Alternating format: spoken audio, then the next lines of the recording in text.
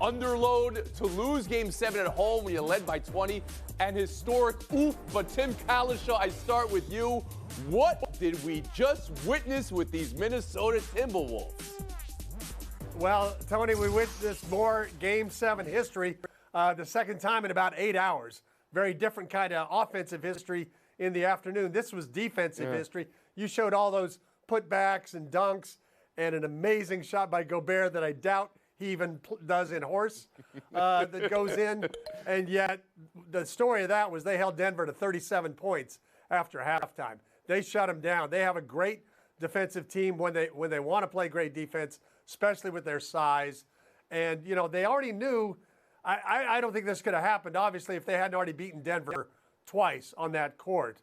If you're down 20 against the champion, you're not going to have the confidence to do what they did. But they went back to games 1 and 2, and they did it again. J.A. Adane, what did you just witness with this Timberwolves team? Well, I think I just heard Tim Cowlishaw saying that in order to beat the Nuggets in Denver, you have to beat the Nuggets in Denver. But the Timberwolves were able to do it despite 6 for 24 field goal shooting by Anthony Edwards, because we saw an evolution of a superstar, and realizing when the shot wasn't going down, he had to contribute in other ways. 8 rebounds, 7 assists, and just the energy, the confidence that he continued to play with, I thought was essential for this team taking that next step. Frank Isola. Yeah, it was the greatest 6 for 24 ever, and Anthony Edwards is a terrific player, but let's give Gobert a lot of credit. A lot of people wanted him out at halftime, and here's the thing about Gobert. He was struggling to guard Jokic. You know who else struggles to guard Jokic? Anthony Davis, Bam Adebayo in the finals. I think Chris Finch and his staff did an excellent job. Tim mentioned the defense. That's what it was all about. And Jokic and Murray scored 69 of the 90 points. The problem was the rest of the Denver Nuggets didn't do anything. But give Minnesota a lot of credit. To come back from 20 down in the second half on the road against the defending champs, that is a big time. That's a big time Game 7 performance. That's an NBA history Game 7 performance by a team. Many have questioned 2 of the 3 stars of this team across the board and the youth of this team in general. Woody Page, I turn to you on what you saw specifically from the Minnesota Timberwolves. Accolades to that defense. I think it proved why it was the #1 defense in the league all through the year. And you have to realize, coming to altitude and not only winning 3 games in a series, but they won a regular season game here. They won 4 times at 52-80, which was on the jerseys of the Nuggets, as you might recall. And to accomplish that and to do it with your star player being double teamed, denied the ball, so everybody else was stepping up, including Rudy Gobert on offense, which you don't expect after all the grief he got during the playoffs leading up to this game. And Anthony Towns, Karl Anthony Towns, what he was able to do early to actually get this team unloaded offensively. I think it was a great performance that requires, all the accolades in the world. All right, Woody. Now we turn our focus to your Nuggets, the defending champs. You've covered them all year, of course. And I want to give you a little credit because you knew this team wasn't the team from last year. You've said it all year long on our show. You didn't have them winning this series. Michael Malone, you heard how frustrated he was after the game, whether it was frustration or just shock that they blew a 20-point lead at home in Game 7. Season's over. It's hard. So I ask you, what led to this letdown, Woodrow? Well, Malone complained that they were tired. Minnesota should have been the team that was tired in the second half, but it was the Nuggets. And he didn't do a very good job of actually substituting because Joker at the end, you could tell that he was worn out. They were double teaming him. They were surrounding him the entire game. They were choking him in deep, and yet he only was on the sideline for 1 minute of the entire evening. I think it's so difficult now in the NBA to repeat. We've seen that over the last 5 years now. And the Western Conference just continues to get better and better with teams like Oklahoma City and Minnesota and what's going on in Dallas and probably LA next year. And the Nuggets complained about playing into June. Well, that's what a champion does. That's how you win a championship, playing into late June. I just think that when it came down to it, they didn't have the offensive power from Murray throughout the series. They got nothing from Michael Porter Jr. They got nothing from Aaron Gordon last night. They just couldn't respond to what the Timberwolves were doing in the second half. I think going forward, if they don't get an additional reserve or two to help them, that this team's, quote, dynasty ended in 1 year. Tim Kalishaw. You know, I just think they're like the other teams that we've seen since the Golden State Warriors. They didn't get tired going to finals after finals after finals for 5 years in a row because they were a great team. They also added Kevin Durant in the middle of that, I realize. But these other teams that have won since then, they're all one and done. They don't get past the second round. And what we really have is an NBA where it's a three-point shooting contest, which I think levels the field to some point, to some extent. It makes coming back from 20-point deficits easier, and it makes it harder to sustain greatness for all these Frank, teams. do you think the minutes caught up with the Nuggets here with the rotation, Malone employed, with Jokic hitting a wall like he did?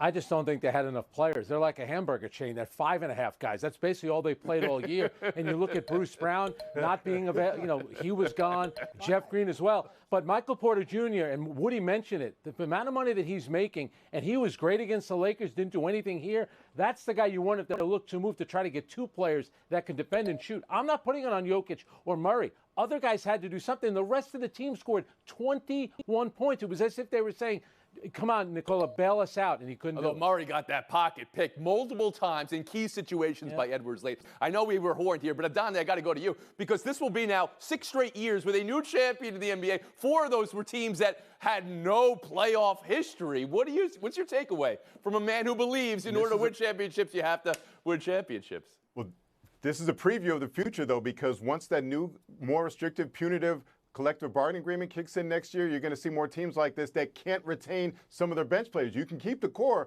but you're going to lose players like Bruce Brown, Jeff Green, that the Nuggets couldn't afford to retain, and this was not the same team as last year. They lacked that depth. I think you'll see that with a lot of teams coming up, won't be able to keep some of their key reserves. We've been horned. Now we move on to the Pacers. Say their name, National Paddle. All you want to do is talk about the Knicks. Say the name Pacers. A team that went on the road in the Game 7 as well and had the greatest shooting performance in playoff history. Halliburton wearing the Reggie hoodie after the game. Yell it out. Yay or nay? Is that a good move? I say again. Thumbs way up. What did we witness, Jay Adonai, with the Pacers winning?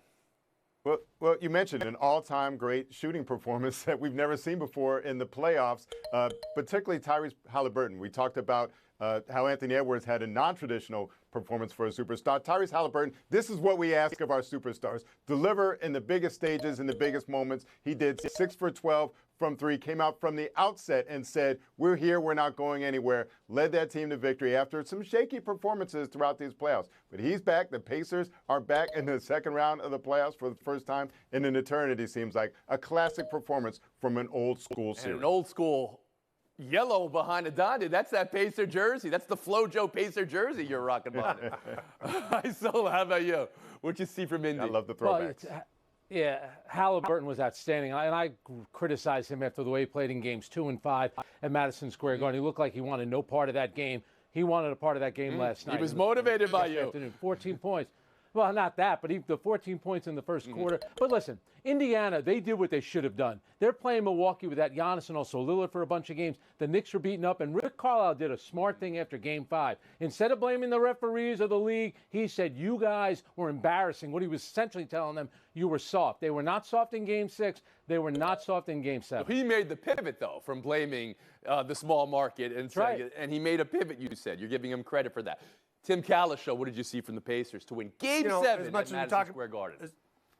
As much as we can look at that shooting, which was obviously record-setting, who else picks up the other team from 94 feet and covers them all the way down the floor? That's like Hubie Brown with the Hawks about 40 years ago. Woody at least remembers that. So, I mean, I think you do that against a team that's worn down, as Frank said, running out of players like the Knicks. That does grind you down. But that team has made a big transition from all offense to offense with a little bit of defense, and I think they have an interesting series coming up. Okay, but I don't think I'm getting enough credit here, and Frank Isola mentioned, they're playing teams that have injured players, for winning a Game 7 on the road whilst having the greatest shooting performance in NBA playoff history. Woody Page, to you. We think about National Hockey League, the home court, the home ice being no advantage whatsoever. That's what we're seeing now in the NBA when teams are, it doesn't matter if you're playing in a hostile environment. And that's exactly what we saw out of the Pacers. They set the pace against a nicked up team, figure out whatever you want to from that, and they were able to do it. They didn't tire out like we've heard. It didn't matter who the Knicks were able to put on the court. They were still able to do it. Halliburton started the series with some struggles because of injury, but Rick Carlisle deserves a lot of respect, and it's come up a little bit here, but when he chewed on the officials, we saw the officiating change a bit for him. Then he chewed on his own players. We saw them react to that. So Carlisle, who is an old school coach, actually managed to motivate both the officials and his own team. And now the New York Knicks. A magical season ends, and they hit their wall. They hit their minutes overload, some believe, their bad luck injury overload, others believe, despite being gorgeously dressed before Game 6 in black. At home for Game 7, they couldn't close it out, and they were still favored in Game 7, despite all those injuries they had in the past. New York would kill for this team. We know this. They will kill for anybody who even criticizes the idea that Thibodeau and the methods and the minutes came into play here. Frank Isola, I turn to you on how you view the Knicks exit. Well, I think they had a tremendous year. I think they exceeded expectations. They have enough assets to go out and get players this offseason. But in terms of the players being hurt, Magic Johnson got hurt once in the finals, a hamstring injury. Kevin Durant blew his Achilles. Sometimes you're unlucky. The Knicks were unlucky with a lot of these injuries. They were contact injuries that happened during the course of a game. It happens. You want to talk load management? Donovan Mitchell, Jimmy Butler, Kristaps Porzingis, OG Anunoby, Kawhi Leonard, they were all load managed during the season. What happened to them? They were all hurt. No, yeah, this isn't about load management in the season. I think, Adon, that you're shaking your head on the injuries in this series being solely fluke injuries, right? And the minutes played in this series, not the minutes played maybe in the regular season. Go ahead. I mean, some were acute contact injuries, right? Like the one that cost Randall for the rest of the season. But some were wear and tear type injuries. An abdominal strain like Josh Hart had. You think that might have been related to playing every minute of every game to start the series. So yes, he played, but he was not the same Josh Hart that we saw earlier in the playoffs. Also, the Knicks were fatigued, right? They looked run down by the end of the series. It didn't help that they had the quick turnaround with the day game after the Friday night game. They were victims of the New Yorkness. ABC wanted them in that afternoon slot, and they paid the price. They could have used There was a moment when Al Burke comes in and scores as much as he did, and you were wondering, where was he the whole series? Why was he relegated to DNPs when Josh Hart and others were playing 46, 47, 48 minutes? No, Frank? So the fact that they overachieved is a negative because they didn't get as far as everyone thought, playing a bunch of back. Game 7, again, at home at Madison Square Garden, with all the injuries they had, you still had the belief they were the favorite to win that game, right? And Indiana comes out and scores like they did in the first. Indiana also beat Milwaukee without Giannis. Oh, I believe you said that. Yeah, they took advantage. Trying to get to the second round or trying to get to the finals? Yeah, it does. Taking a break here. Buy or sell next. Do hang divisional banners in the card. Welcome back to Around the Horn, coming to you from the Seaport. Brought to you by Patron. Perfection starts with Patron. It's buy or sell. It's Xander Schauffele's PGA Championship win. That steely, dramatic putt on 18. That's a memorable moment. However, Tim, will the 24 PGA always be remembered more for Friday and Scheffler's detainment and jail time and return on that day to shoot a great score and have a solid tournament? I mean, it's fair to say everybody should recognize Schauffele as a great player and deserves and to have a memorable first major. I'll also remember the course was a little too easy after the rain. You don't want a cluster of guys 20 under par in a major. That sounds like the Byron Nelson. But how can anybody not remember Friday morning, in particular me getting a text message, can you write something about Scottie Scheffler getting arrested? And I said, sure, let me go find out what he got arrested for. It happened a little early in the morning for some of us. And that video of him telling Jeff Darlington, help me, as he's being led away in the rain. How does that fit into anybody's expectations for this tournament? And then he comes back from jail and shoots a 66. Woody, how will you remember the 24 PGA? I remember Jack Nicklaus winning at 46, the Masters. I remember Tiger Woods lapping the field at the U.S. Open at Pebble Beach. And I'm going to remember this. You guys will be talking 10 years from now on this show about this PGA tournament. Guess what you're going to talk about? Not who won the tournament, but what happened on Friday. And then to have the number one golfer in the world go out and actually shoot a 66. And then come back on Sunday and shoot a 65 and really be in the mix at the very end. That's the only thing people will remember from this. I know everyone wants to give due credit to Schauffele, but let me ask you, since you said it, Woody, does Scheffler win this tournament if he's not arrested, detained, having to run to jail and then run back and have to go through the entire roller coaster of that this weekend? Yes, I think it hit him on the second day. He played on adrenaline on Friday. Saturday, he realized what he had just gone through, and I think it affected him. And he didn't have his own caddy. He had the tour's chaplain that was another thing. carrying his bags. Frank Isola? Yeah, I feel bad that the winner, his name, Schauffele sounds a lot like Scheffler as well. But I'm going to remember the tournament. He had to shoot, he had to be 21 under and birdie the last hole of the tournament. I thought it was a terrific tournament all the way through. Everyone thought the final round would be great, and it ended in spectacular fashion. The start wasn't great, the finish was great. Yeah, we'll have the photos forever, Schauffele lifting up the Wanamaker Trophy. But how we remember this is to be determined, right? Because if Scottie Scheffler goes out and wins the next two majors, we'll be thinking he would have had a Grand Slam if not for this. If Xander Schauffele starts going off on a run of winning majors, we'll think, well, guess what? He had to win a major in order to break through and win the other majors. How about Bryson DeChambeau? I think he turned a corner here, proving to himself maybe that he can get it done, getting to 20 under in the major to force Schauffele to make that last putt and kind of winning over the crowd, showing enthusiasm. Golf needs Bryson DeChambeau right now. Tim Kalishaw, Frank Isola, thank you for your time today. Woody Page, J.A. Adande, that's our showdown next. And big news here, Besser out for Vancouver. Woody Page, J.A. Adande, good luck in showdown. Woody, how is tonight decided? Connor McDavid. He has been up and down during this series. He is one of the three best players in all of hockey. He's going to have a big night. They're going to win on the road. The Oilers are going to advance from this game. And don't sleep on Neon Leon of the Oilers. I don't. You lost me there. Draisaitl. You just talked about McDavid, and now you brought in Draisaitl. All right, go ahead, Adande.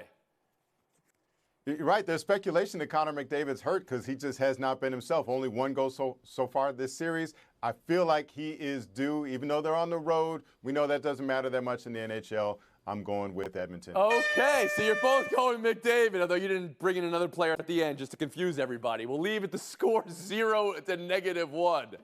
McDavid, by the way, does have 19 assists this postseason. We'll move on. Showdown 2. Grade the NASCAR fight between Ricky Stenhouse Jr. and Kyle Busch. J.A. Adande. I give it a D for delay. Like, first of all, the delay waiting for like almost 2 hours to go up and take your swing at him. But also, he went up to him. He's talking for minutes. You've been waiting to take your punch. Go up and touch. There's nothing to debate here. Go up and take your swing. They were talking for like 15 seconds before he swung. J.A., I would give that fight an 8. It was a good slugfest, but I've seen much better on the interstate during rush hour when road rage breaks out in Colorado. People went to see a race and a hockey fight broke out. Or just a regular fight. I don't know. I don't follow the hockey there. Adande, you brought the delay into it. Stenhouse had to sit in the infield because there was no bridge to get out of for 198 laps. That's how heated he was to still fight after that. J.A. Adande, 30 seconds of FaceTime. Let's acknowledge the great season that the Oklahoma City Thunder just had. And I talked earlier that we're not going to see a lot of repeat champions in the NBA because of the restrictive salary cap rules. Well, the Thunder are the one team that could escape that because they've got their stars like SGA, Chet Holmgren, Lou Dort. They're all on those rookie scale contracts, kind of like in the NFL now. You got to win Super Bowls when your QB's on a rookie scale. They're QBs, so to speak, on rookie scales. They've got a ton of draft picks coming up. They're the one team, I think, that has a chance. But they got to do it soon. The clock is ticking while these rookie scale contracts are going. 3 years. I have think another they can win 2 in 3 strategy years. for this summer, and it deals with a rookie. Draft Bronny James, and then you get a free agent named LeBron James to play in the league minimum, and you add that. See you tomorrow.